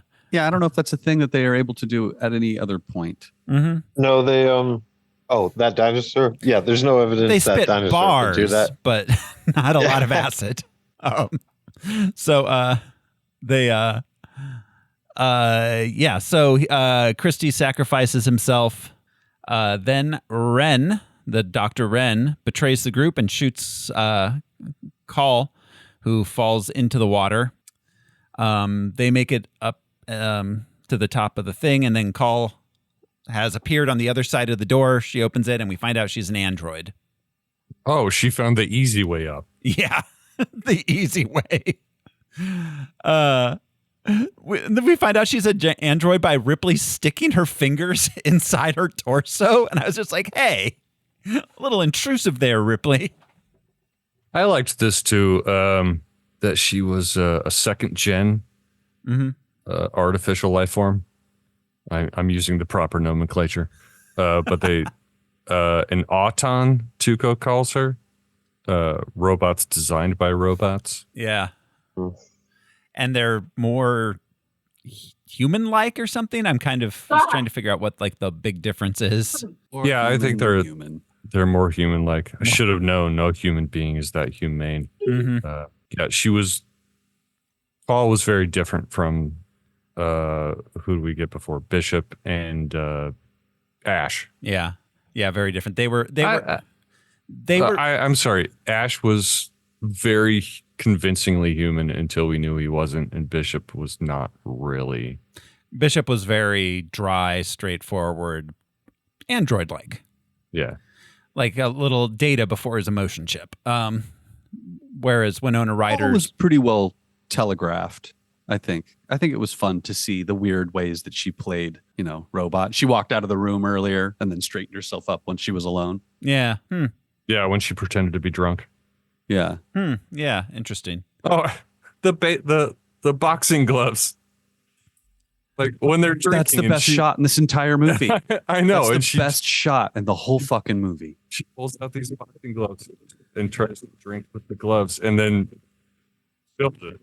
And she takes off the gloves and throws them forward and it bounces off the camera. Yeah. Well, and that edit is great because like the lens is moving and they cut like as it doesn't like shake back. It's so perfect.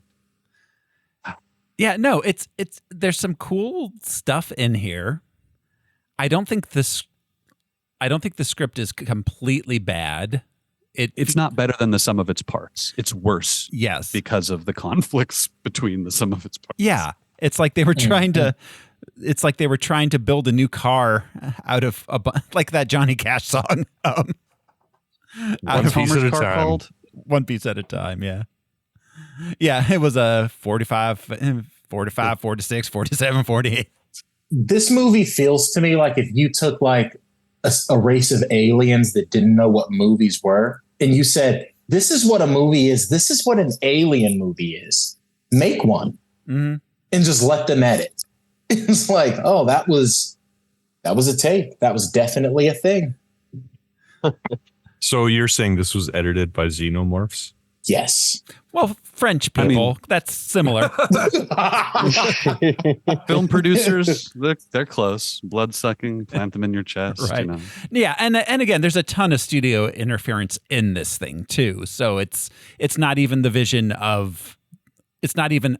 writer's vision meeting the director's vision. It's those two visions. It's crazy being castrated and to make like a product. It's crazy that there are two versions of an alien movie. There is let the person who made the movie do whatever the hell they want, and no, we want this out of the movie.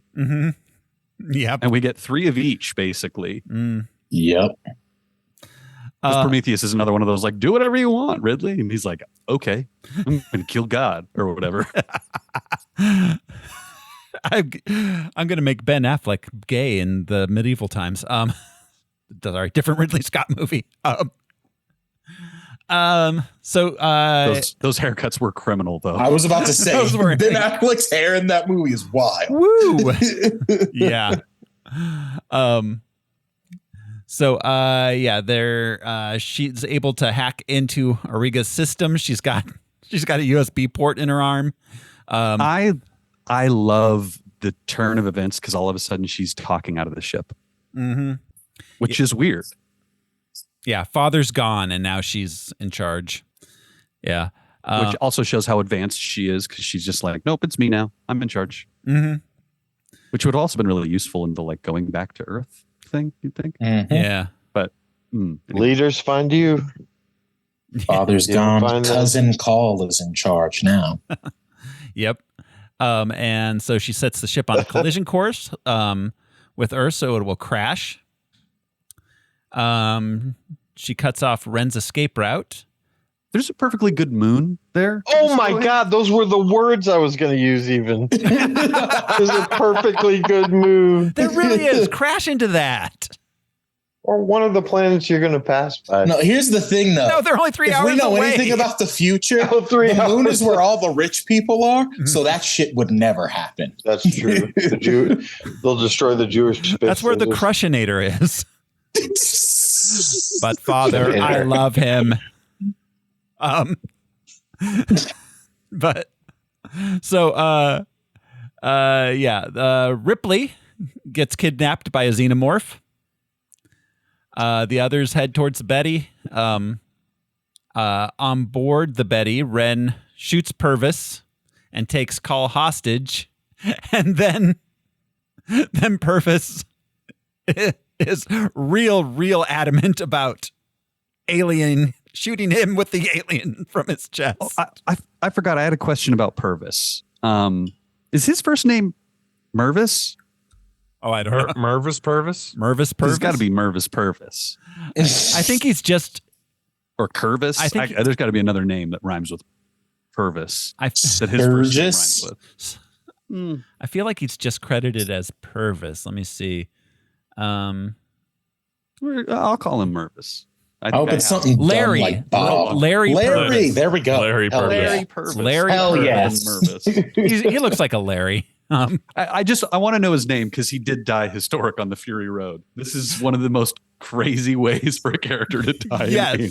He uses the alien as a weapon that's bursting out of his chest. He uses the alien in his blood to stay alive while being filled with bullets. It's low-key kind of hard. That dude, he came through clutch in this the is end. a web redemption like no other. Yeah. This dude is like, yeah, I sucked the whole movie. You know what though? I'm gonna kill somebody as my last act. And you know what? In a way, narratively, I'll give this to them. He did get to kill one of the people responsible for why he is how he is. That's true. True. And it was the guy. It's retribution. Yeah. We all want to kill the boss who ordered I want to kill the doctor who birthed me. Yeah. Kill the doctor, fight my dad. It's all catharsis.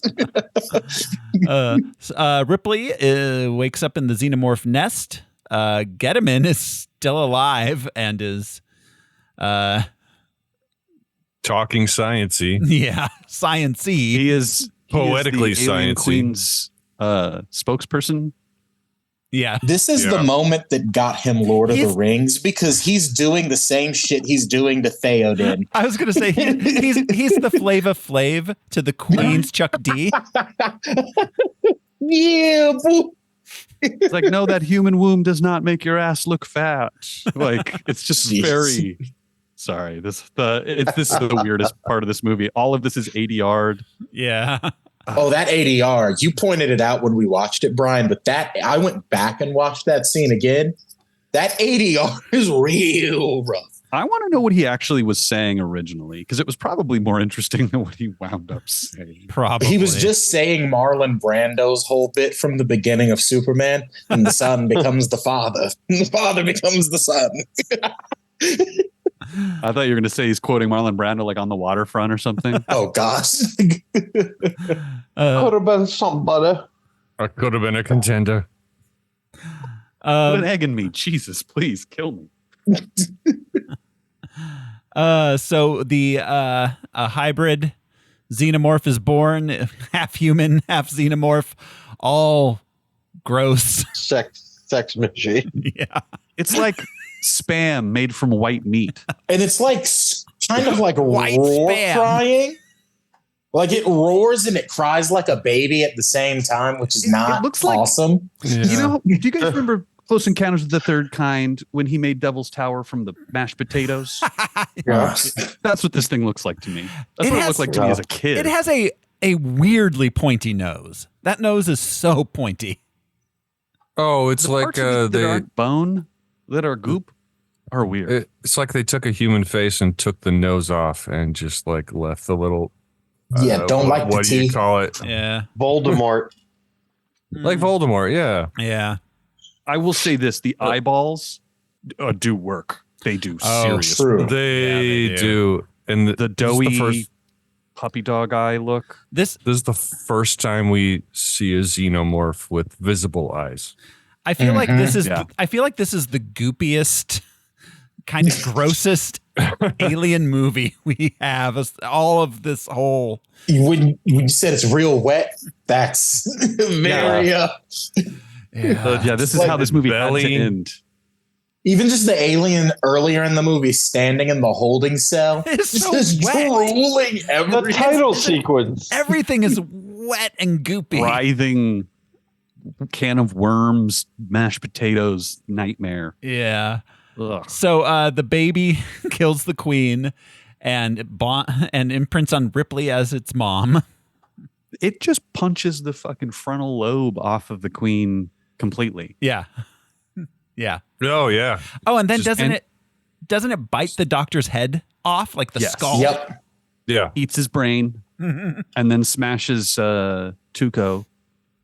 Yeah. So I have a question.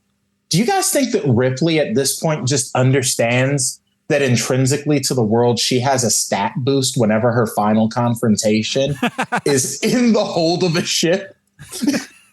Well, you see her at some point once they're like, oh, the thing, there's no airlock on the blah blah blah. She just gets up and goes. Like, ah, shit. Here we go. Yeah. Secret fourth act, I guess. All right. We thought it was over. This is the 3rd out of 4 alien movies to end with an alien getting sucked into space.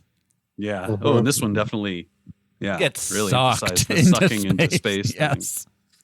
Awful. Yeah. So at some point, I don't know when, not in the movie, but at some point, this creature was dubbed the Newborn.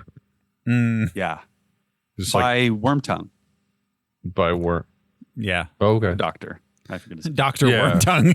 Dr. Wormtongue. Dr. Wormtongue. They call me Dr. Worm. MC My Wormtongue. friends call me Grima. He went to Rohirrim Medical School. It's too bad he wasn't there on Pelennor Fields. He could have pulled that horse off of the king. Oh, that would be interesting. Aliens versus Lord of the Rings? The Witch King. Aliens versus Witch King. Oh my God, Aliens versus Lord of the Rings. I didn't know I wanted that. I mean, low key, to be honest, That's crazy. I'm going to keep it a buck with you. I think that just the 3 Central Fellowship characters, low diff. Mad Xenomorphs. The way that they cut orcs down in those movies. Oh, yeah.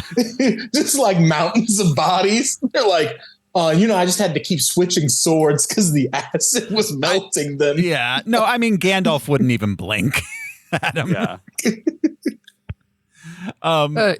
If you had swords made out of mithril, would that? Oh, it'd resist it. Okay. Yeah, mithril probably would be, fine. So In our lifetimes, mark my words, somebody will do it. But an alien, how about an alien plants in a Balrog? What comes out? Yeah. So anyways, so they get onto the Betty. Little French paraplegic guy doesn't know how to fly, so Ripley takes over. This ship's older than me. I love that joke. That's great. Yeah. Oh, and it's funny that nobody else knows how to fly the Betty except for Elgin. Yeah. It was Elgin and Hillard were the. Oh, that's right. Hillard too was the 2 pilots. I do think one of the best parts of this movie is that sass that Ripley has. Like here we go again. You can tell Sigourney Weaver liked the chance to play the character differently, to play it as a different character. Not a person in distress at any moment. Yeah, not someone who's constantly in the midst of an existential crisis and just wants to kill the aliens. That's Loki, she was kind of vibing the whole movie. She was just like, "This is crazy. Oh shit! I'm here we go again. We're doing this. Don't be stupid." Yeah. So they take off. Then, or Ripley escapes from the aliens, makes it back to the Betty, gets on board. They take off. An alien made it on though, kills Tuco. The newborn made it on. Not the just newborn. Any alien. The newborn made it on. Kills Tuca. Because the hatch doesn't close all the way. Yeah. As soon as we didn't see the hatch closing, I was like, oh yeah, here comes the alien. Yep. So then Ripley and Call gets trapped, goes to investigating, gets trapped in there. Ripley comes and part of a window gets shot out.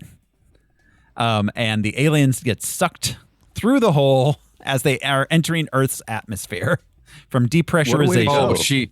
Oh, she cuts because the newborn comes up to her very babily. Yes. Sorry, I don't know but she plays mother with it, and she cuts her hand on its teeth, and then throws the blood on the window. Yeah, and that's what creates the hole is her own acid blood. Yeah, which is pretty cool for a setup. Yeah. Also cold. Yeah. she was like, "Yeah, I'll be your mother." 2 seconds, bro. Yeah. She cries and says, "I'm sorry," as it gets sucked through that tiny. She didn't seem very sorry. Oh, it was like, yeah. The alien getting sucked out. That was. This is the first time we've seen. I said it before. This is the first time we've seen an alien with eyeballs, and it's the first time we've seen an alien with emotion. Mm-hmm. Yeah, it's very sad that his mom is killing it. It coos and cries and it's creepy as fuck. Yeah, 100%. So yeah, it gets sucked out. And as the Auriga blows up on Earth, it's like a nuclear explosion. It's a really big one. It looks like it took out half the Atlantic seaboard. The shot from above looked like it was headed for the southern end of Africa. Okay, I couldn't tell what continent that was. It's fine. That's where they dropped it. That's where they dropped it. It's fine. It's fine. There's no real people there. But yeah, it was a really, really big explosion. You think there's going to be any major ecological repercussions from that? I think at this point, someone on Earth is going to have some questions about what this was. You mean you crashed a military black site into Africa? Oh no, killed the new dinosaurs. We'll have a park full of aliens. It'll be great.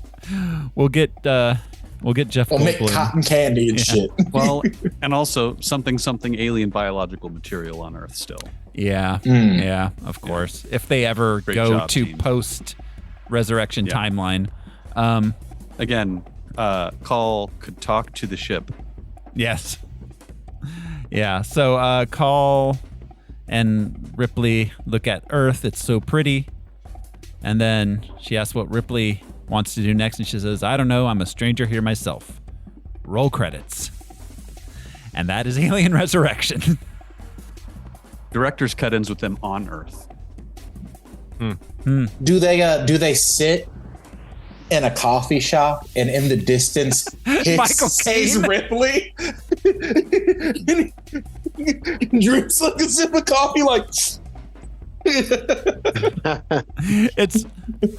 It's the alien and Ripley Well, drinking coffee, and in the distance there's Michael Caine watching them. It is like a bombed out post-apocalyptic Earth. So they show up and it's not even pretty. It's awful. It's like, and they're in Los Angeles or something. And it's always prettier from above. Yeah, and there is a point where Ron Perlman says, "Earth, what a shithole." Yeah, why would you want to go back there? I'd rather go back and be with the aliens. Yeah. So, yeah, that is Alien Resurrection. Unanswered questions? No. It was pretty straightforward and tight, honestly, as far as like a story goes. There are some things that had to happen for the movie to happen that are kind of annoying, but yeah, sure. It's just a mess, though, ultimately. Yeah, a big, weird mess. So weird. My question is, why mess? Why not good Alien? And the answer is because studio executives are terrible at making movies. Because Fox never fucking learns. Never. I'll say this.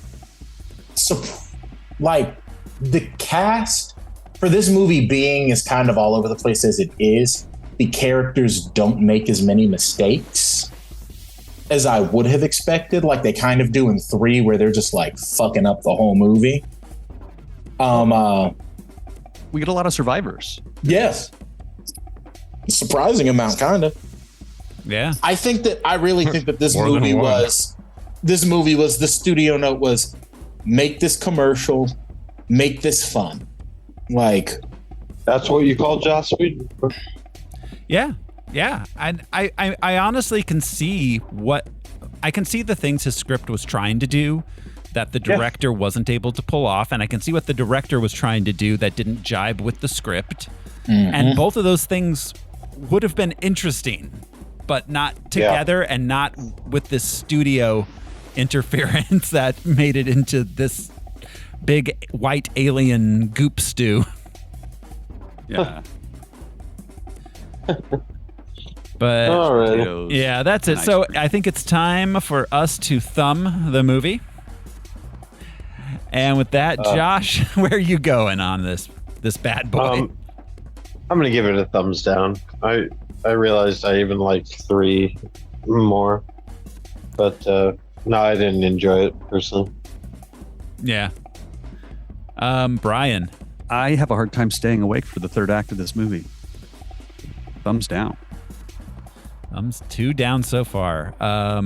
Jeremy. If I can undo the plot of your movie with one sentence, then it's a thumbs down. So. Okay. Al is muted. Take a drink. What was the one sentence? Why are we cloning more xenomorphs instead of more Ripleys? Yep. Yeah. Al, where are you going on this one? I'm still going thumbs up. It's keeping the streak alive. Al, you love movies. Oh, he was down last week. That. No, Al was up last week. I was up last week. You were down recently, I swear.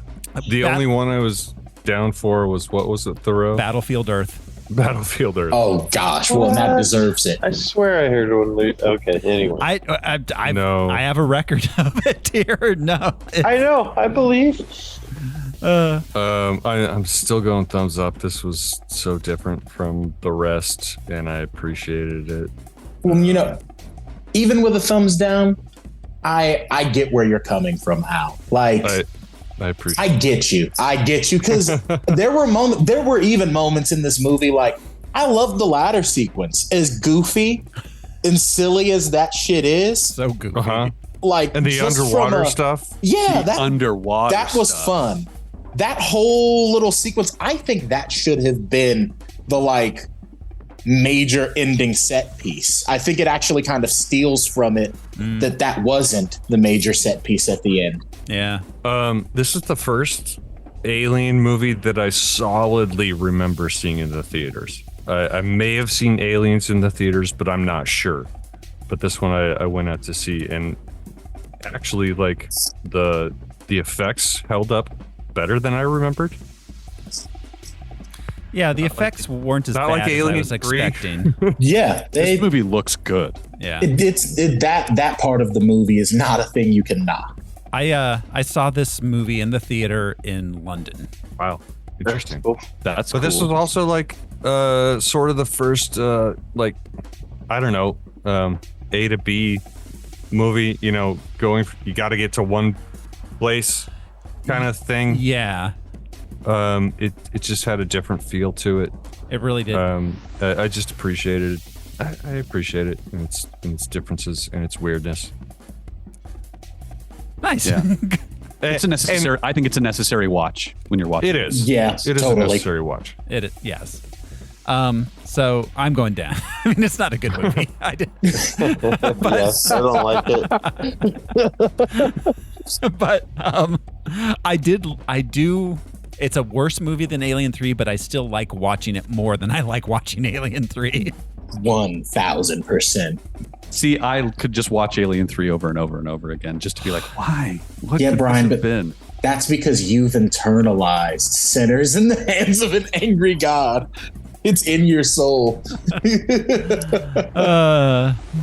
So that I just know I'm never going to watch this one again. Like, I can't imagine a scenario. Totally. Yeah. Like, I'm interested in it.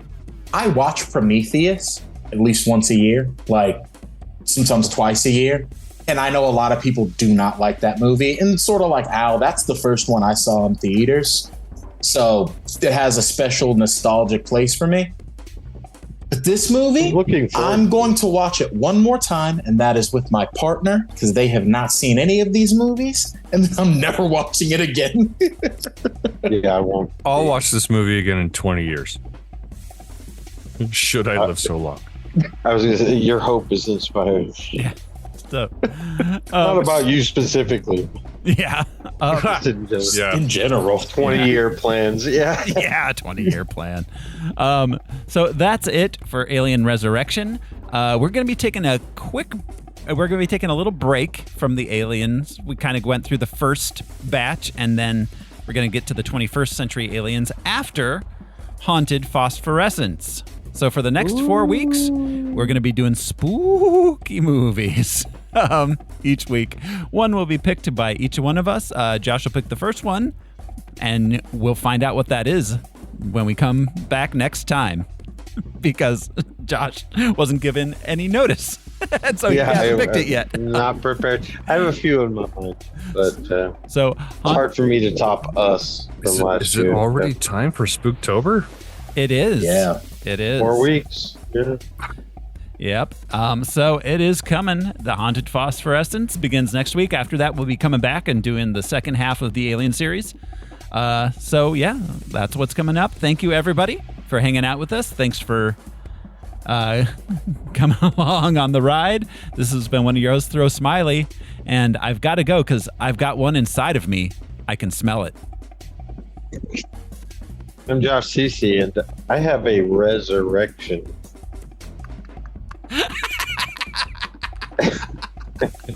I'm Brian Lesh, and we did it. We saved Earth.